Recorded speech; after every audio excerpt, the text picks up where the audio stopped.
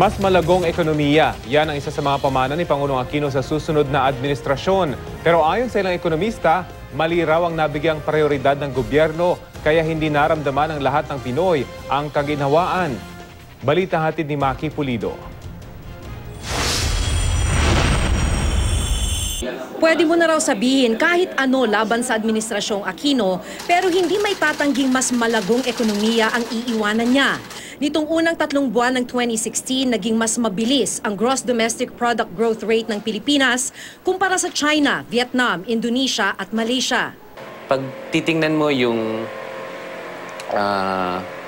tingin sa atin ngayon ng foreign investor, yung tingin sa atin na ngayon ng credit rating agencies, nag-improve talaga yan, right? Kasi nga, inayos nila yung finance, inayos nila yung patakaran ng manage ng budget. Meron ding general perception na bumaba yung corruption in many areas. Bababa rin sa pwesto si Pinoy na mas kaunti raw ang bilang ng mga gutom at walang trabaho. Yung iba sa kanila, nakakaahon actually, hindi nga lang lahat. So merong naiiwan, merong nadadagdag taon-taon, di ba? Pero yun nga, as a proportion to the whole population, bumababa siya. Si Mary Versosa ang isa sa mga nananatiling mahirap. Ang ibig sabihin nito para kay Mary, 3 beses sa isang linggo siyang matutulog nang hindi naghahapunan. Kahit na ako na hindi na kumain, basta yung anak ko, meron. Kasi tayo, natitiis pa natin hanggang bukas yung gutom natin eh. Yung anak, yung bata, paano yung bituka pa? Kung naghihigpit ng sinturon si Mary, kaninong sinturon ang lumuwag?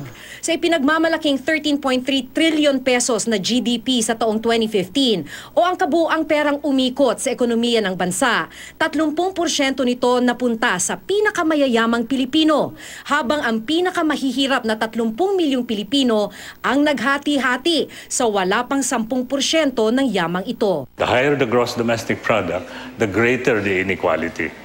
Because those who benefit from high economic growth rates are only the richest families, the richest individuals of the country, the big conglomerates.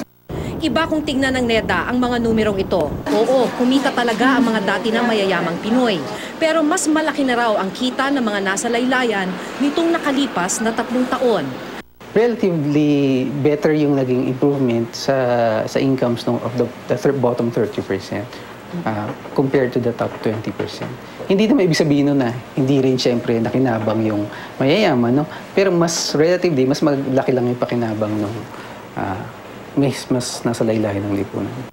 Ganun pa man, tingin ng ilang mga ekonomista, maraming hindi nakinabang sa yaman dahil maling sektor ang nabigyan ng prioridad. Halimbawa, mas madali raw makautang ng puhunan ng mga malalaking kumpanya kesa sa mga maliliit na negosyo o yung small to medium enterprises na nagbibigay ng trabaho sa 60% ng mga Pilipino. Napakahalaga ng SME kasi yun ang nagkulang na ingredient. Natulungan na natin yung pamilya, 4Ps eh. Pero hindi pa natin natulungan yung SMEs. Yung SMEs ang mag-hire kay nanay at tatay. Pati agrikultura kung nasaan ang pinakamahihirap sa lipunan, hindi na palago. Pero para sa NEDA, tama ang mga nasimulang programa. At kung maituloy lang ito ng mga susunod na administrasyon, pwede nga raw mawala ang kahirapan sa bansa sa taong 2040. Maki Pulido, GMA News.